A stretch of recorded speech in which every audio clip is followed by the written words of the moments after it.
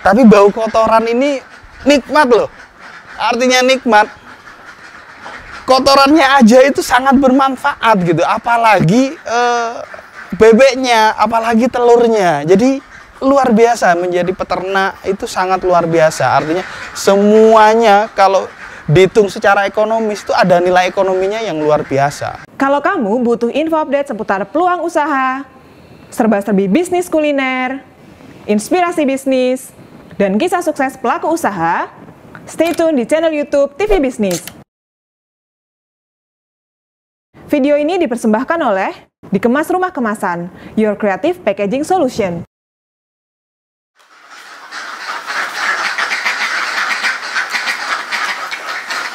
Halo, assalamualaikum, selamat pagi sahabat peternak Indonesia dimanapun berada. Perkenalkan, nama saya Muhammad Rasul, owner dari Amar Farm, peternakan bebek yang ada di daerah Melati, Sleman, daerah istimewa Yogyakarta. Jadi gini, Amar Farm itu punya beberapa mitra yang bergabung.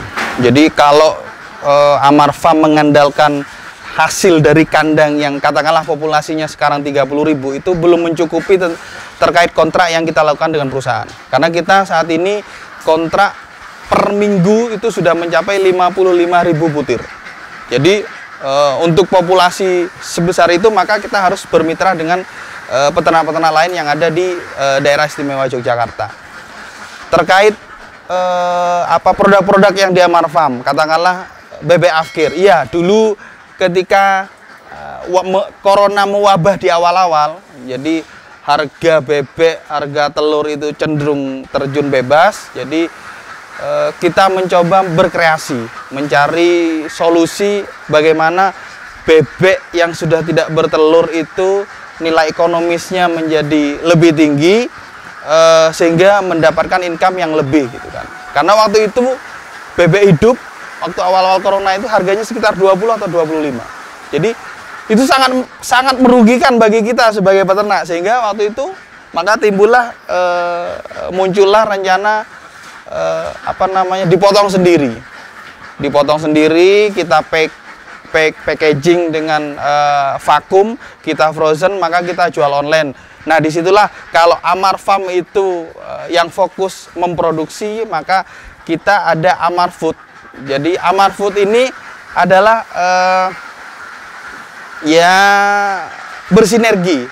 Itu dikelola oleh istri gitu kan, Amar Food. Jadi di situ ada empek-empek telur bebek, ada frozen bebek karkas, ada donat telur bebek, ada kue, apalagi ada. Jadi semuanya yang bahan dasarnya ada kandungan telur bebek seperti itu. Ya, di perbebekan itu setiap tahunnya pasti ada tren. Jadi memang ketika sudah memasuki Idul Adha, itu trennya harganya sudah mulai turun. Tapi serendah-rendahnya harga telur bebek itu masih di atas harga pokok produksi. Saya sampaikan lagi, serendah-rendahnya harga jual telur bebek itu masih di atas HPP, harga produksi. Artinya jangan pernah khawatir bahwa ketika harga murah itu kita tidak mendapatkan keuntungan, tetap mendapatkan keuntungan. Ya tentunya dengan cara beternak yang lebih smart dong, gitu kan. Artinya secara cerdas lah. Kita harus mengkonversi hal-hal yang memang membuang tenaga banyak, maka harus dikonversi lebih ke efisien, gitu kan. Seperti itu. Jadi pasti setiap tahun itu sekitar 3 bulan lah itu mengalami penurunan penjualan. Dan biasanya telur membludak. Nah, cuma kalau di Amar Farm belum pernah merasakan. Kecuali awal-awal yang belum punya pasar ini, jadi mengalami harga yang sangat murah. Tapi untuk saat ini belum pernah, artinya bukan belum pernah, sudah tidak merasakan penurunan harga meskipun pada bulan-bulan tertentu. Jadi bebek itu biasanya mulai bertelur itu dari umur 5 bulan. Jadi kalau saya di sini belinya kan sudah siap bertelur. Rata-rata umur 5 bulan atau 5 bulan setengah. Ketika masuk kandang, katakanlah seminggu 2 minggu dia sudah mulai bertelur. Nah, biasanya menurut pengalaman saya, produktivitas itu sekitar 1 tahun. Jadi setelah 1 tahun di kandang dari masuk awal itu biasanya sudah mulai ada penurunan produksi. Nah, ketika mulai penurunan produksi ini, nah disitulah kejelian kita sebagai peternak untuk mensortir. Karena kalau tidak disortir, bebek itu makan tapi tidak menghasilkan telur karena ada fase dia molting. Bulu-bulunya rontok. Nah, itu fasenya sekitar 3 minggu sampai 1 bulan. Dipelihara pun itu ya tetap bertelur, tapi nunggu paling tidak 3 minggu sampai 1 bulan. Tapi dari 100 misalnya populasi yang kita pelihara ketika molting itu tidak semuanya, bahkan katakanlah sekitar maksimal 50% yang bisa bertelur bagus lagi. 50%-nya belum tentu. Nah, makanya kalau di Amar Farm ketika proses molting terjadi, kita sortir, kita tuker dengan yang bayah baru. Artinya bebek yang masih muda yang siap produksi. Dengan seperti itu maka panjang produksinya bertambah. Nah, kalau kita nunggu sampai 1 bulan dan produksinya belum tentu bisa sampai 1 tahun lagi kalau bebek yang sudah tua. Seperti itu. Ya, jadi bebek itu makhluk hidup, bukan robot. Dia juga punya sense kebahagiaan, kira-kira seperti itu. Jadi bebek juga harus dibuat nyaman.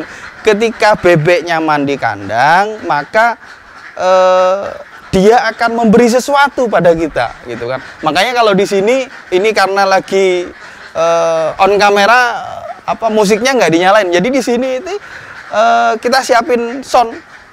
Jadi di 4 penjuru mata angin kita siapin sound biasanya dari jam 8 sampai jam 4 full musik. Jadi full musik itu berbagai musik, ya dari dangdut, jazz, ya solawatan, terus macam-macamnya lah. Tujuannya ya selain mereka nyaman, santai, juga membiasakan dengan suara-suara yang aneh. Karena bebek itu kan kagetan hewannya. Jadi kalau mendengarkan musik dengan suara-suara berbagai macam jenis musik, maka ketika misalnya ada petir, ada petasan, bebek sudah tidak kaget. Udah terbiasa dengan suara-suara aneh. Bahkan hujan deras, karena atapnya kan ini pakai galvalum, hujan deras, bebek sudah terbiasa. Nggak, ketika ada suara buah, keesokan harinya tidak ada penurunan produksi, karena sudah terbiasa mendengar suara-suara yang aneh gitu. Nah, itu juga penting bagi peternak, bahwa bebek itu juga harus nyaman, kandangnya terpenuhi, suasananya juga nyaman, maka produktivitasnya juga akan maksimal. Jadi harus semuanya dimaksimalkan. Ya, jadi ada beberapa faktor terkait warna kuning telur. Jadi memang di dunia bebek beda dengan telur ayam. Jadi selain menjual grade yang besar, di bebek itu kuning telur juga diperhatikan. Karena terkait kecantikan ketika diproduksi menjadi telur asin. Maka kalau di Amar Farm sudah jelas, kalau untuk produksi telur asin sangat masuk. Bahkan salah satu perusahaan yang bermitra dengan kita, perusahaan telur asin yang memang perusahaan ini mensuplai toko-toko modern lah. Jadi dia supplier toko-toko modern di daerah istimewa Yogyakarta. Hasil telur yang dikirim dari kita itu di labkan, hasilnya sangat bagus.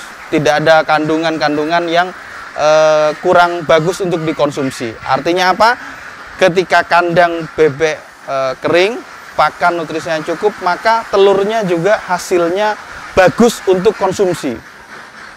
Karena ketika telur itu tercemar, mungkin tidak terasa dikonsumsi. Misalnya telur-telur yang kandangnya, mohon maaf, becek, hasil dari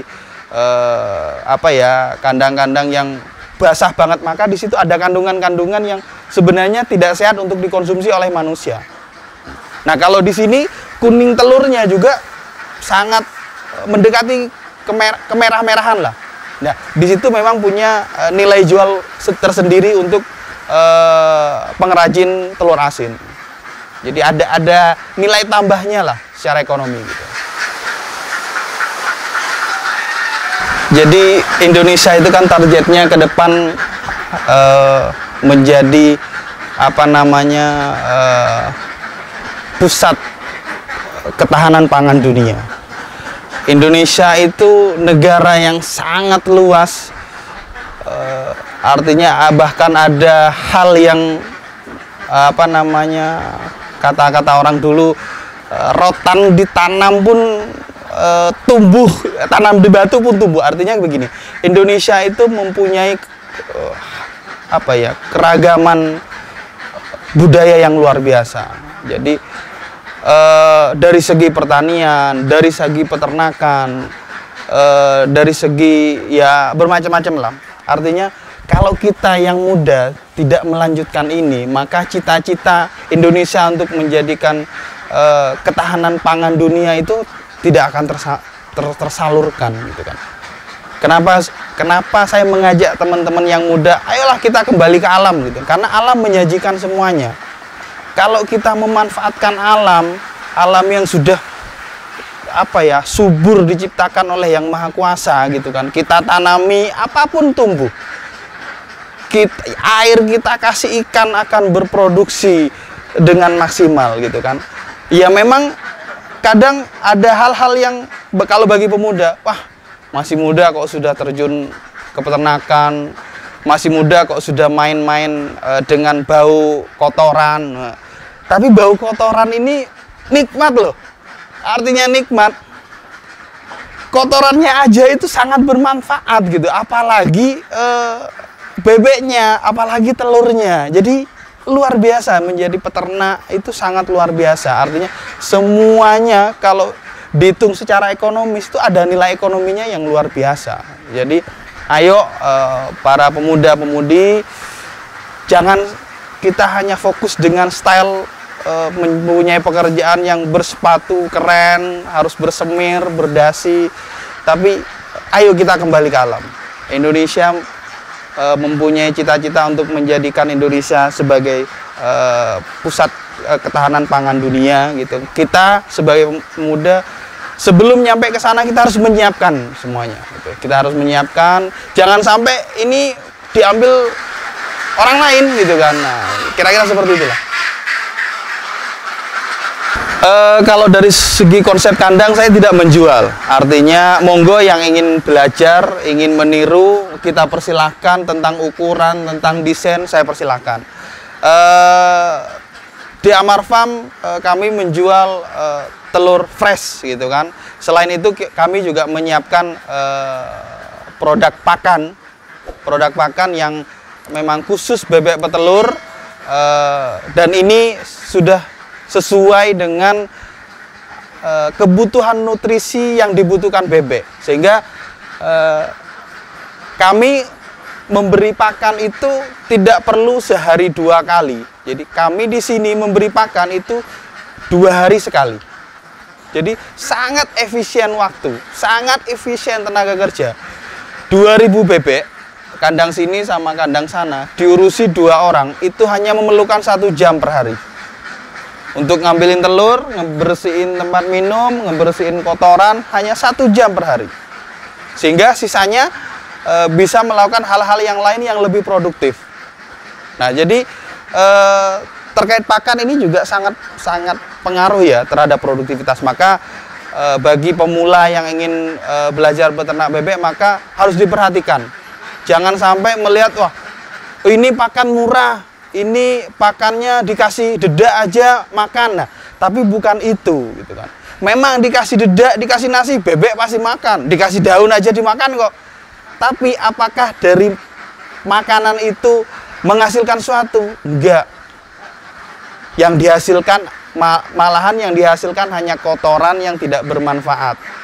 Artinya tidak bermanfaat secara langsung. Sejangka panjang oke lah, kotorannya juga bisa bermanfaat dijadikan pupuk. Tapi ketika kita mengejar produktivitas telur, maka harus mencari pakan yang sesuai yang dibutuhkan bebek, nutrisinya, terus yang efisien waktu, sehingga kita bisa, meskipun kita katakanlah punya bebek 500.000, tapi masih bisa beraktivitas lain selain melakukan full di kandang, seperti itu.